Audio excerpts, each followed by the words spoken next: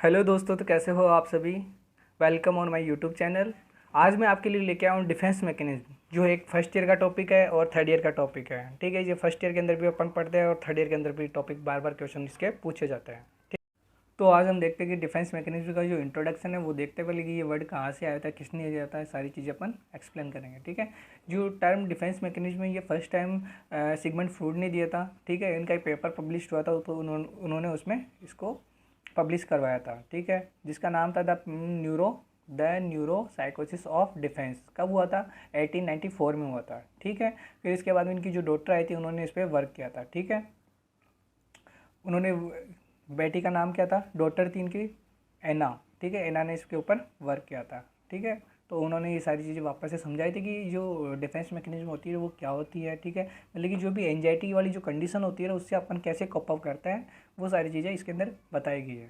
ठीक है, अब मीनिंग देखते क्या होता है। A defence mechanism is the act or technique of coping mechanism that reduce anxiety. मतलब कि जो हमारे को भी जो एंजाइटी वगैरह हो रही है ना, ये एक प्रकार का एक्ट है, टेक्निक है। ठीक है, जो क्या करवाती है, उस एंजाइटी वाली कंडीशन को रिड्यूस करवाती है, कॉपिंग करवाती है। ठीक है, उससे लड़ने की जो क्षमता होती है वो प्रोवाइड करवाती है। ठीक है, generated by the threat from unacceptable या negative impulse, the process is usually unconsciously. मतलब क्या होता है, ये अनकॉन्शियसली जनरेट होती है। मतलब कि इसके अंदर हमारा माइंड की नीड नहीं होती, भाई कॉन्शियस माइंड होना जरूरी है, ये जरूरी नहीं होता इसके अंदर। ठीक है, ये अनकॉन्शियसली भी होती है। देखिए, इसके लिए मैंने एक ट्रिक बनाई है। जो 20 डिफेंस मैकेनिज्म है उनको समझाने के लिए मैंने एक ट्रिक बनाई है। ट्रिक कुछ इस प्रकार से है, आपको एक याद रखना पड़ेगा, एक सेंटेंस। नर्सिंग लाइफ एजुकेशन देते हैं अपन कई बार, मतलब कि हेल्थ एजुकेशन देते हैं हॉस्पिटल के अंदर।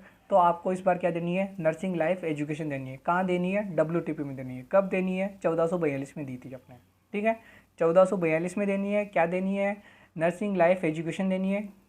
कहाँ पर देनी है? WTP में देनी है। ठीक है, WTP में नर्सिंग लाइफ एजुकेशन देनी है आपको। ठीक है, कब दोगे? 1442 में। ठीक है, तो देखिए जो 1442 है वो क्यों याद रखना है वो मैं बताऊंगा आपको। देखिए, एक तो WTP आपको याद रखना है पूरा वर्ड सेंटेंस। जो नर्सिंग लिखा हुआ है देखिए मैं बताता हूँ एक बार। ठीक है, इससे W याद रखना है आपको, T याद रखना है और P याद रखना है। ठीक है, नर्सिंग में आपको U याद रखना है, R रखना है, S और I रखना है। लेकिन स्टार्टिंग का जो N है ना, उसको हटा देना है आपको। ठीक है, N को हटाना है, बाकी सबको क्या रखना है?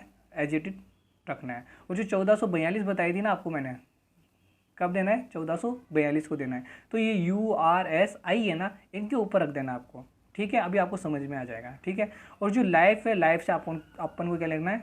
F लेना है। आपको क्या लेना है? F लेना है। और जो एजुकेशन है, इससे आपको D लेना है।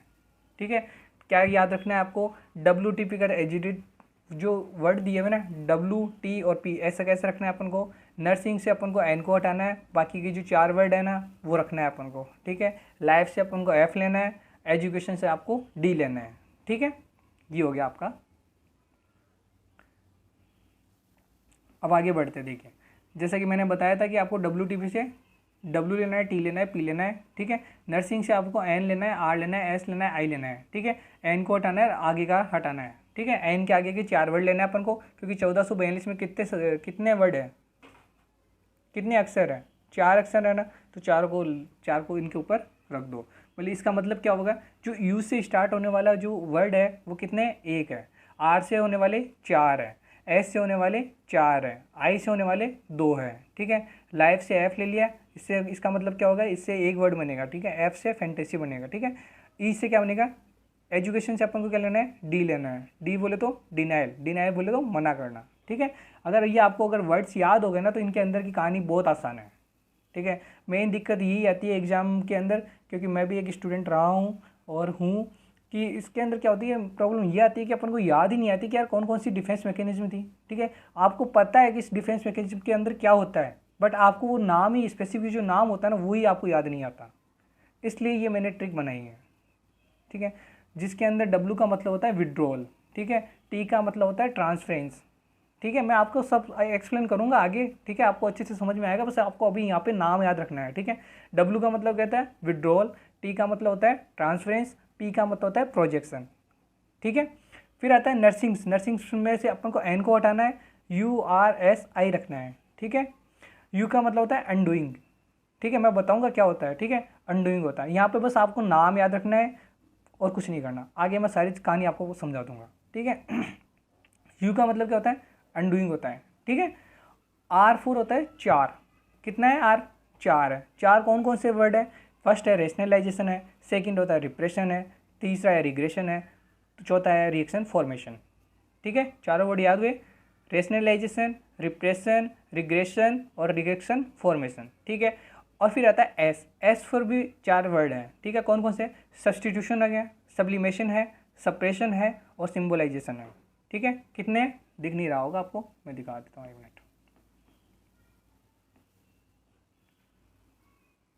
ठीक है। एस पे कितने हैं, 4 वर्ड है, सब्सटीट्यूशन, सब्लिमेशन, सप्रेशन, सिंबलाइजेशन, ठीक है। आई है, आई पे कितने हैं, ऊपर देखो कितने लिखे हुए हैं, 2 लिखे हैं ना, तो इसके अंदर कितने वर्ड आएंगे, 2 वर्ड आएंगे। कौन कौन से आएंगे, एक तो होता है आइडेंटिफिकेशन, सेकंड आएगा इंटेलेक्चुअलाइजेशन, ठीक है। इनके बारे में मैं अच्छे से एक्सप्लेन करूंगा, आपको अच्छे से समझ में आ जाएगा, बस आपको वर्ड का ध्यान रखना है कि कौन सा वर्ड है, ठीक है। याद हो गया, आई के 2 वर्ड है, इंटेलेक्चुअलाइजेशन और आइडेंटिफिकेशन, ठीक है। लाइफ से अपन को क्या लेना है, एफ लेना है, एफ बोले तो फैंटेसी। एजुकेशन से अपन को क्या लेना है, एजुकेशन से क्या लेंगे अपन, डी लेंगे, ठीक है। डी बोले तो डिनाइल, ठीक है। आई होप आपको ये सारे जो वर्ड्स मैंने बताया आपको याद होंगे, ये आप काउंट करोगे तो 20 होंगे, ठीक है। ये भी ध्यान रखना कि 20 होंगे, ठीक है। इससे भी आपका जो अगर आपको थोड़ा ऊपर नीचे रहे ना तो वो इससे क्लियर हो जाएगा। फिर आता है ईगो डिफेंस मैकेनिज्म, ठीक है। समझ में आ गया डिफेंस मैकेनिज्म कब यूज करते हैं, डिफेंस मैकेनिज्म उस टाइम यूज करते हैं जब हमारे को एंजाइटी हो, कॉन्फ्लिक्ट कंडीशन हो, कन्फ्यूजन हो, ठीक है। तो उस कंडीशन में हम अपने आप को कैसे कॉप अप कराएं, अपने जो दिमाग है, अपना जो माइंड है, ठीक है, अपना जो मेंटल स्टेटस है उसको कैसे मेंटेन करें। तो इसको मेंटेन करने के लिए जो डिफेंस मैकेनिज्म होती है ना वो हम यूज करते हैं। कई बार तो डिफेंस मैकेनिज्म ऐसे होती है अपन को खुद को नहीं पता होता है, ठीक है। तो आज अपन एक एक जो डिफेंस मैकेनिज्म उनको सबको एक्सप्लेन करता हूँ। फर्स्ट है कंपनसेशन। कंपनसेशन का मतलब होता है क्षतिपूर्ति करना।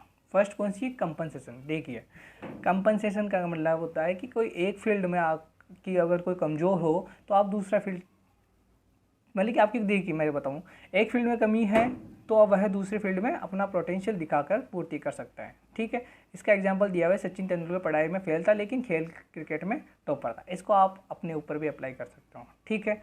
फॉर एग्जांपल के लिए, जैसे कि आपकी पढ़ाई में थोड़ा कम दिमाग लग रहा है या आपको पढ़ाई करने में थोड़ा जोर आ रहा है, आपकी अदर एक्टिविटी जैसे कि फुटबॉल हो गया, क्रिकेट हो गया, ठीक है, बैडमिंटन हो गया, आपको वो अच्छे से आता है, आप उनके मास्टर हो, ठीक है, तो आप उस प्रोफेशन में जाइए। क्योंकि जो कम्युनिटी है, जो सोसाइटी है, उसके अंदर आपकी जो इमेज आइडेंटिफिकेशन है ना वो आप कैसे भी बना सकते हो, ठीक है। आप पढ़ नहीं रहे हो, ज़िंदगी भर रिग्रेट करने से इनसे कोई मतलब नहीं है। जो आपका जो पैशन है, आपको जो अच्छा लगता है ना वो करो, ठीक है। तो जो आपको अच्छा लग रहा है, जैसे कि आपकी स्किल है, बैडमिंटन अच्छा खेलते हो आप, तो बैडमिंटन के अंदर जाओ, इसके अंदर अच्छा करो, ठीक है। जो आपकी आइडेंटिफिकेशन है वो उसी से बनेगी। इसको बोलते हैं कंपनसेशन। अब बार बार में पढ़ने से इनसे कुछ नहीं होगा, ठीक है। आपको पता है कि आपकी स्किल कायम है तो उसी को काम को करो, ठीक है। फिर आता है सब्स्टिट्यूशन, बोले तो प्रतिस्थापन का। सब्स्टिट्यूशन का मतलब होता है, फॉर एग्जांपल अपने ऊपर ले लो, ठीक है। अपन ने नीट की प्रिपरेशन करने के लिए कोई सिक्कर गया था, कोई कोटा गया था, कोई जयपुर में पढ़ रहा था, ठीक है। बट वहाँ पे नीट का कोचिंग की, अपने नीट का जो पेपर दिया MBBS के लिए देते हैं अपन, ठीक है। तो उसमें नहीं हुआ तो फिर हमने क्या किया, उससे छोटा सोच लिया, या फिर रोते रहते सारी उम्र भर कि यार MBBS में जाना था, वहाँ करना था, बट हुआ नहीं यार। सैडनेस से क्या मतलब है, रास्ते बहुत है यार, ठीक है। तो आप नर्सिंग कर लो, B फार्मा कर लो, D फार्मा कर लो, पैरामेडिकल में चले जाओ, कुछ भी करो, बट आपने कुछ अलग रास्ता चुन लिया तो वो उस सिचुएशन से आपको क्या हुआ, बचा लिया। आपकी जो माइंड पे जो बर्डन पड़ रहा था, एंजाइटी हो रही थी आपको, डिप्रेशन में आप जा रहे थे, उससे आपको कॉप अप कर पाया, ठीक है। ये हो गया सब्स्टिट्यूशन। फिर आता है सब्लिमेशन। सब्लिमेशन का मतलब होता है जैसे कि आपकी कोई स्किल है, ठीक है, या फॉर एग्जांपल इसका सबसे फेमस एग्जांपल ये है कि आप जब कोई आपको गुस्सा आता है, ठीक है, किसी भी बात पर, छोटी छोटी बात पर आपको गुस्सा आ जाता है, ठीक है, और आप जो अगला है उसको फोड़ देते हो, बढ़िया अच्छे से उसकी पिटाई कर देते हो, ठीक है, पिटाई कर देते हो। अब वो एक, अगर सोसाइटी के लिए, अगर सोसाइटी के अंदर आप रहते हो तो वो एक अनफेवरेबल कंडीशन है, मतलब कि आप उसको क्या बोलते हैं, एक्सेप्ट नहीं करोगे, ठीक है। और वही बंदा, ठीक है, अगर बॉक्सर बन जाता है ठीक है, और वहाँ अपना गुस्सा जितना मारना पीटना है जो भी करना है वो करेगा ना वहाँ पे, तो लोग उसकी तारीफ़ करेंगे फर्स्ट तो, ठीक है, उसकी एक नई आइडेंटिफिकेशन बन जाएगी, ठीक है, उसको एक अलग पहचान मिलेगी, ठीक है, साथ ही उसको खुद को अच्छा लगेगा, ठीक है, मतलब कि उसकी जो कोई चीज़ थी उसने उसको सही वे में दे दिया, ठीक है। इसके अंदर एग्जाम्पल दिया हुआ है कि जो तुलसीदास जी थे ना वो अपनी पत्नी से बहुत प्रेम करते थे, ठीक है, पत्नी के ताना मारने पर वह राम भक्ति में, मतलब कि वो प्रेम किससे करते थे, अपनी पत्नी से करते थे, लेकिन वो पत्नी ने उनको ताना मारा तो उन्होंने फिर राम भक्ति करने लगे, फिर उन्होंने एक महाकाव्य की रचना की जिसे आप सब लोग जानते हैं, ठीक है, रामायण की, रामचरितमानस की रचना की थी, ठीक है, ये हो गया। फिर होता है रेशनलाइजेशन। रेशनलाइजेशन का मतलब होता है बहानेबाजी करना। रेशनलाइजेशन कैसे, फॉर एग्जांपल आपका नीट का पेपर हुआ, ठीक है, नीट का पेपर, ये नीट का मैं बार बार एग्जांपल इसलिए ले रहा हूँ क्योंकि आप इससे गुजरे हुए हों, आपको ये चीज़ अच्छी से समझ में आएगी, ठीक है। नीट का पेपर दिया, उसमें नहीं हुआ, घर वालों ने पूछा कि क्या हुआ, क्यों नहीं हुआ तेरा सिलेक्शन, ठीक है, फिर आप बोलोगे कि कोचिंग में टीचर नहीं आता था टाइम पे, हमें पढ़ाया नहीं अच्छे से, नोट्स प्रोवाइड नहीं करवाए, हमें क्लास पूरी प्रॉपर नहीं हुई, टीचर आया मतलब कि आधे साल आया फिर उसके बाद में वो भी चला गया, तो ऐसे एक्सक्यूज़ दोगे आप घर वालों को, तो ये क्या है, एक प्रकार की बहानेबाजी है, ठीक है। और इसके अंदर जो बुक के अंदर जो एग्जांपल दिया हुआ था वो एक था कि एक जो लोमड़ी होती है ना वो क्या होता है, उसको ग्रेप्स खाने होते हैं, ठीक है, बट ग्रेप्स क्या होता है, थोड़े ऊपर होते हैं ना, जो उसकी जो बेल होती है वो पैड होता है जो ऊपर रहता है, वो उस तक पहुंच नहीं पाती, तो वो क्या बोलती है, वो बोलती है कि यार अंगूर खट्टे हैं इसलिए मैं नहीं खाऊंगी इनको, ठीक है, ये एग्जाम्पल है। बाकी और आप अपने मन से बना सकते हो, बस आपको चीज़ जो ये वर्ड है ना रेशनलाइजेशन, इसका मीन समझ में आना चाहिए, ठीक है।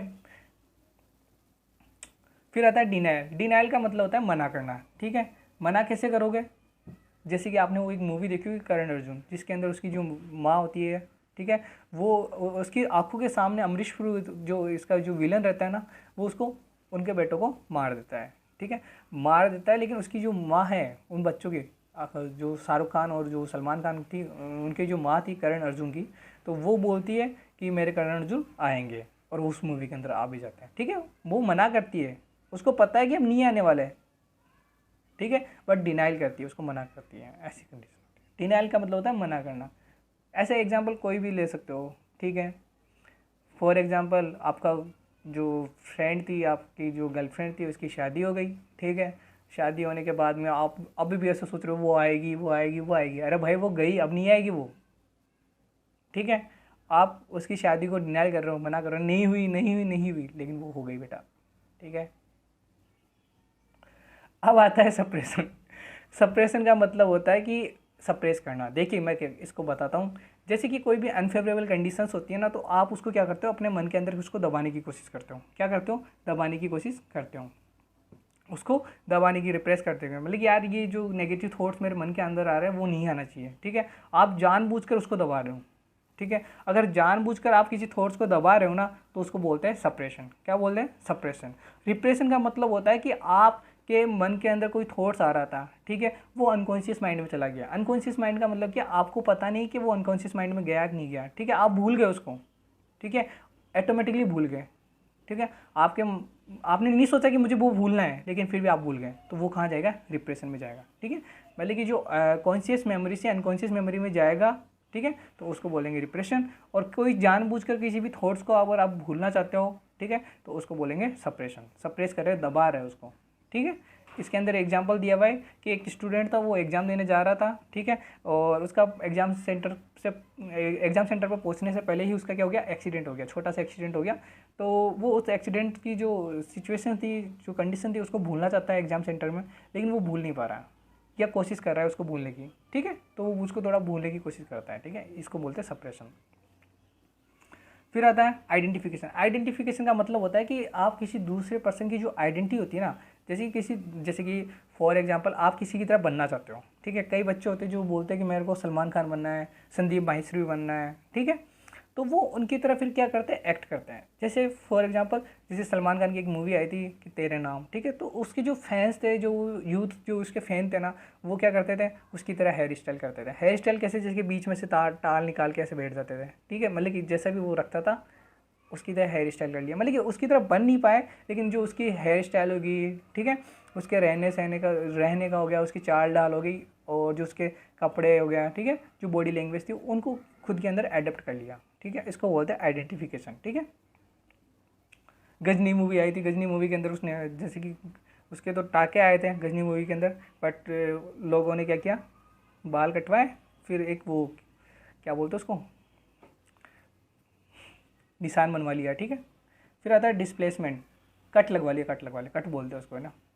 फिर आता है डिस्प्लेसमेंट। डिस्प्लेसमेंट का मतलब होता है, देखिए डिस्प्लेसमेंट का मतलब होता है कि ये बहुत अच्छी है। ठीक है, डिस्प्लेसमेंट का मतलब होता है कि आप एक कोई आपका कोई सीनियर है, ठीक है, उसने आपको डांट दिया, ठीक है, बट आप उस सीनियर पे तो गुस्सा कर नहीं सकते, क्योंकि अगर आप सीनियर पे गुस्सा करोगे तो वो और पनिश कर देगा आपको। ठीक है, बट आप अपने जूनियर पे उस गुस्से को निकाल सकते हो। फॉर एग्जांपल, जब भी कभी भी कोई भी इवेंट्स होता है कॉलेज के अंदर, ठीक है, आप ऑर्गेनाइज कर रहे हो, ठीक है, सीनियर्स भी ऑर्गेनाइज कर रहे हैं, जूनियर्स भी ऑर्गेनाइज कर रहे हैं, सीनियर ने आपको डांट दिया कि यार ये क्यों लगाए हैं यहाँ पे हैं, बट आप उस सीनियर को तो कुछ बोल नहीं सकते, बट आप अपना गुस्सा किस में निकालोगे, अपने जूनियर पे निकालोगे। ठीक है, इसको बोलते हैं डिस्प्लेसमेंट।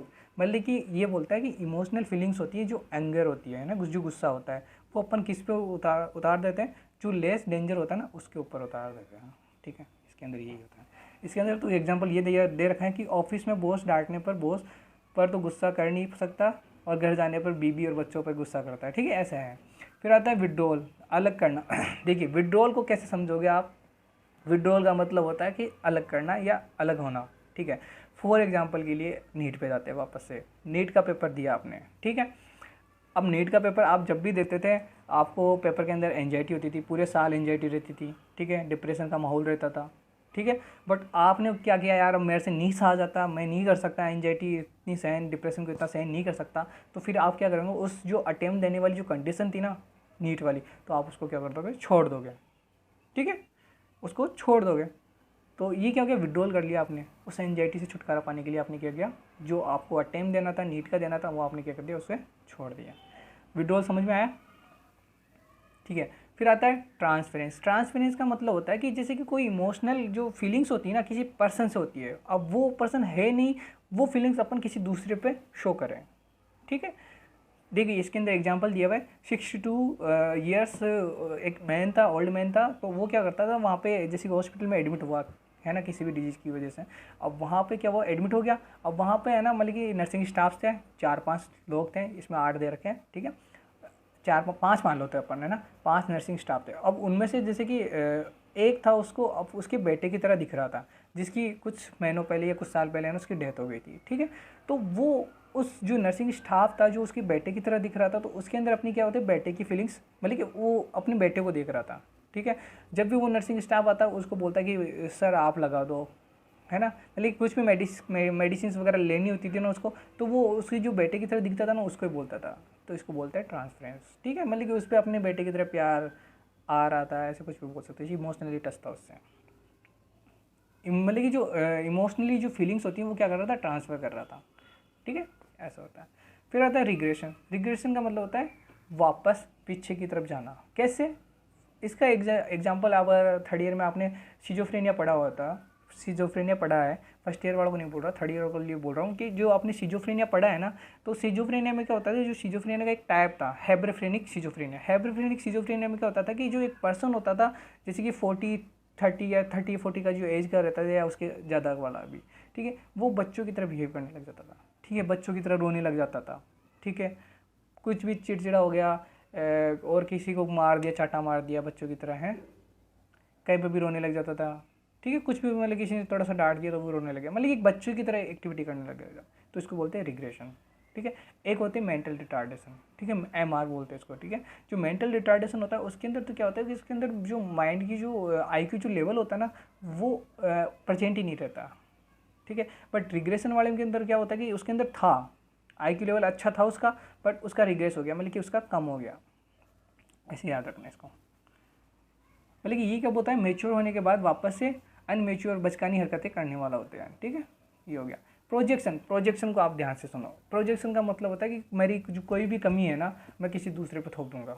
ठीक है, जैसे कि मुझे मेरी कोई भी कमी मान सकते हो आप, जैसे कि एक इसके अंदर एग्जांपल दिया हुआ है कि एक बहू थी, वो अपने जो क्या बोलते हैं, एक बहू किसी की नहीं सुनती थी और अपने सास ससुर से लड़ती रहती थी, मतलब कि खुद की कमी थी उस बहू की कि वो मतलब कि सुनती नहीं थी उनकी एक तो। ठीक है। सेकंड, वो सास ससुर को कुछ भी बोल देती है, लेकिन जब कोई भी उनके बाहर से रिलेटिव्स आता था ना, तो वो उनको क्या बोलती थी कि ये जो मेरे सास ससुर जी है ना, ये मेरी बिल्कुल नहीं सुनते हैं और हमेशा मेरे पे गुस्सा करते रहते हैं। ठीक है, ऐसा बोलेंगे। मतलब कि प्रोजेक्शन, प्रोजेक्शन का मतलब होता है किसी दूसरे पे थोप देना, अपनी जो कमियां हैं वो किसी दूसरे पे थोप देना। ठीक है।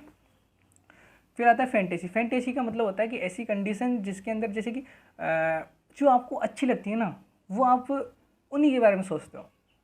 ठीक है, सपनों की दुनिया में खो जाना। ठीक है, वह बातें जो मुझे खुशी देगी उन्हें सपनों में जाके देखना। देखिए, कई बार ऐसा होता है कि अपन को बहुत सारी चीज़ें, अब लड़कों पे आ जाता हूँ मैं, कि कई लड़के होते हैं जिनको अपनी क्लास में एक अच्छी लड़की होती है, उस पर क्या क्रश रहता है। ठीक है, अब वो लाइफ में, रियल लाइफ में तो उसके साथ मतलब कि टॉकिंग नहीं कर सकता है, बट वो क्या करता है कि सपनों की दुनिया में जाके उससे बातें करता है। ठीक है, तो आप इसे फैंटेसी मतलब कि उसको क्या खुशी प्रदान करते हैं वो, तो वो सपनों की दुनिया में जाके उसको उससे बातें करेगा। ठीक है, ऐसे याद रख सकते हो आप। वैसे इसके अंदर दिया हुआ है मुंगेरी लाल के हसीन सपने आटा। ठीक है, इसका मतलब मैं बताता हूँ कि एक आटा मांगने वाला व्यक्ति था। ठीक है, तो वो क्या सोचता था कि मैं और आटा मतलब कि मांग मांग के है ना, मतलब कि बहुत पैसा कमा सकता हूँ। ठीक है, और मैं, मेरा महल होगा, मेरा राजपाट होगा, ऐसे मतलब कि अब क्या ही मिलेगा उससे आटा मांगने वालों से। ठीक है, बट वो ऐसा सोचता था। ठीक है, फिर आता है रिएक्शन फॉर्मेशन। देखिए, रिएक्शन फॉर्मेशन, हाँ, रिएक्शन फॉर्मेशन, रिएक्शन फॉर्मेशन का मतलब होता है कि इसके जो हाथी के दांत दिखाने के कुछ और खाने की कुछ और होता है। मतलब कि वो बोलना ऐसा चाह रहा है कि एक फैमिली में सास ससुर की बिल्कुल नहीं सुनती बनती, एक दूसरे को देखने की, मतलब कि ये सुनो मेरी बात सुनो, इसमें क्या होता है कि अपन है ना, मतलब कि बिहेव, जैसे कि कोई दो फ्रेंड है, ठीक है, उनकी बिल्कुल भी नहीं बनती है ना, एक दूसरे से बिल्कुल नहीं बनती। जब वो साथ रहते हैं ना, दोनों अकेले में रहते हैं ना, तो वो हमेशा लड़ते रहते हैं। बट जैसे ही क्लास में गया, टीचर सामने थे, ठीक ठीक है, तो टीचर्स के सामने शो नहीं करते कि वो, हम क्या बोलते हैं, बेस्ट फ्रेंड है, ऐसा शो करते हैं कि हम बेस्ट फ्रेंड है, हम कभी नहीं लड़ते हैं। ठीक है, मतलब कि दिखाने के दांत कुछ और है और खाने के दांत कुछ और है। ठीक है, ऐसे याद रख सकते हो। दो बेस्ट फ्रेंड्स याद रखना, जिनकी मतलब कि आपस में थोड़ा झगड़ा हो गया, तो वो जब भी मिलते हैं ना एक दूसरे से अकेले में, तो वो एक दूसरे से झगड़ा करते रहते हैं। बट जैसे कोई और दूसरा फ्रेंड आ गया ना, ऐसे ऐसे अपने पाई जाती है। ठीक है, ये जो रिएक्शन फॉर्मेशन वाली है ना, ये अच्छे जो दोस्त होते हैं उनके अंदर होती है। ये क्या बोल रहा है, देखिए, जो अनडूइंग है, कुछ करने से पहले ही माफ़ी मांगना होता है। ठीक है, मतलब इसके अंदर क्या होता है कि जो कैंडिडेट होता है ना, इसके अंदर वो पहले बोल देता है कि यार मैं ऐसा बोलूँगा तो तू बुरा मत मानना। ठीक है, जैसे इसमें दिया हुआ है कि यार तू बुरा मत मानना, जो तेरे पिताजी है ना वो बहुत ख़राब है यार। अब इतनी बात कोई किसी को ऐसे बोलेगा तो गुस्सा तो आएगा ही, बट उसने पहले बोल दिया कि यार तू बुरा मत मानना। ठीक है, इंटेलेक्चुअलाइजेशन का मतलब होता है कि कोई घटना किसी के साथ घट जाए। इंटेलेक्चुअलाइजेशन का मतलब होता है कि एक पर्सन है, मतलब कि ये क्या होती है, जो फीमेल्स होती है उनमें ज़्यादा पाई जाती है मेरे अकॉर्डिंग तो। ठीक है, वो क्या होती है, उनके साथ कोई घटना घट जाती है ना, तो उस घटना को बार बार लोगों तक सुनाती है। ठीक है, पहले ताई जी को सुना दी, फिर बड़ी माँ को सुना दी, फिर सबको सुना दी, अलग अलग सुनाएगी, पड़ोसी को सुना दी, फिर दूसरी पड़ोसी को सुना दी। तो ये क्या करते हैं, अब जो उनके अंदर जो एंजाइटी थी ना, जो उसके उनके अंदर जो घटना घटी थी ना, उनको बार बार लोगों तक बोल के वो उस एंजाइटी से बचने का प्रयास करते हैं। ठीक है, फिर आता है सिम्बोलाइजेशन। सिम्बोलाइजेशन का मतलब होता है कि कोई भी कंडीशन हो, जैसे कि सिंबल्स के द्वारा रिप्रेजेंट करना। ठीक है, ठीक है, जैसे कि इसके अंदर दिया हुआ कि एक आर्मी के जवान को पूछा गया कि आपने आर्मी ज्वाइन क्यों की, तो उसने झंडे की तरफ है ना इशारा करके गया कि मैंने धरती माँ के लिए की या इस झंडे के लिए की। ठीक है, ऐसा रिप्रेजेंट किया सिंबल के थ्रू। फिर आता है कन्वर्जन। कन्वर्जन का मतलब होता है कन्वर्ट होना, जैसे एक साइकोलॉजिकल डिसऑर्डर कन्वर्ट हो जाते हैं फिजियोलॉजिकल डिसऑर्डर में। ठीक है, मतलब कि दिक्कत यहाँ थी, हो आ रही है बॉडी के अंदर हो रही है। ठीक है, डिप्रेशन एंजाइटी की कंडीशन थी, बट एक हाथ में पैरालिसिस हो गया। ठीक है, ऐसी कंडीशन होती है, मतलब कि उसके साइकोलॉजिकल जो सिम्टम्स हैं वो कन्वर्ट हो जाती है किसके अंदर, फिजियोलॉजिकल सिम्टम्स में, फिजिकल सिम्टम्स में। ठीक है, मतलब कि बॉडी एक्टिविटी डिसफंक्शन हो जाएगी। फिर आता है डिसोसिएशन। डिसोसिएशन का मतलब होता है अपने मन से किसी ट्रॉमेटिक इवेंट को अलग कर लेना। ठीक है, डिसोसिएशन का मतलब होता है कि कोई भी ट्रॉमेटिक जो कंडीशंस होती हैं, जैसे कि किसी का एक्सीडेंट हो गया, तो उन सिचुएशन से बचने के लिए वो क्या करता है, उनको अलग कर लेता है। ठीक है, डिसोसिएशन को मैं याद करने की ट्रिक बताता हूँ। ट्रिक क्या है, एक कहानी है, वो ऐसा है कि एक जो फैमिली थी उसके अंदर क्या, एक मम्मी पापा थे और उनका एक बच्चा था। ठीक है, बच्चा, वो कहीं गए थे घूमने और वहाँ पे क्या स्विमिंग पूल था। ठीक है, स्विमिंग पूल में गिरने से उसकी डेथ हो गई। ठीक है, उस बच्चे की। और जब वो क्या हुआ, उस घटना को भूलना चाहते थे उसके पिताजी। ठीक है, कि यार मेरा बच्चा मर गया, ऐसे ऐसे, ठीक है। कुछ दिनों बाद में कोई उनका फ्रेंड आया उनके पास, बोले कि यार आपका बच्चा कैसे मर गया, तो मरा कैसे था, पानी में गिरने की वजह से, ठीक है। बट वो उसको बताते कि कुछ नहीं, उसका तो एक्सीडेंट हो गया था, ऐसे ऐसे बताएगा, मतलब कि उस चीज़ को डिनाई, वो उनके माइंड से निकल गई। फिर उसकी जो वाइफ है वो बोले कि नहीं नहीं, हमारे बच्चे की डेथ तो पानी में गिरने से, वो मतलब कि उसकी जो मेमोरी है ना उससे स्किप हो जाएगी, ठीक है, ऐसे याद रखना। वो भूलने की कोशिश कर रहा था उस इवेंट को। आई होप आपको सब कुछ समझ में आ गया होगा, ठीक है। तो इनको एक बार अगर आपको समझ में नहीं आया तो एक बार वापस से देख लेना, सारी चीज़ें मैंने अच्छे से बता दी आपको। और ठीक है, आज हमारा ये टॉपिक है जो मेंटल हेल्थ नर्सिंग का था, सेकंड चैप्टर, वो हमने ख़त्म किया है। ये ट्रिक है, आपको ध्यान रखनी पड़ेगी, मैं वापस से एक्सप्लेन कर देता हूँ इस ट्रिक को। WTP याद रखना, WTP में हमने क्या दिया था, नर्सिंग लाइफ एजुकेशन दी थी, ठीक है, जिसमें W का मतलब होता है withdrawal symptom, withdrawal defence mechanism, T का मतलब होता है ट्रांसफरेंस, P का मतलब होता है प्रोजेक्शन, फिर N को छोड़ना है अपन को, N को छोड़ के कौन सी कब दी थी, 1442 में दिया था, तो फिर 14 और 42 किसके ऊपर रखना है, URSI के ऊपर रखना है, ठीक है।